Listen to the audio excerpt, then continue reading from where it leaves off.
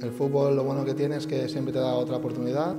y el domingo tenemos otra oportunidad que queremos hacerlo bien, sobre todo pues coger esa confianza y esa intensidad, ¿no?, que siempre hemos demostrado y sobre todo para seguir creyendo en nosotros y en el trabajo que estamos haciendo. No, nosotros agradecemos todo ese esfuerzo que hace la afición, que viene a apoyarnos siempre. Para nosotros es súper importante, es el número 12 y bueno, esperemos pues pronto darles una alegría, porque la verdad que nos ayudan siempre en los buenos momentos y en los malos y ahí se ve, ¿no?,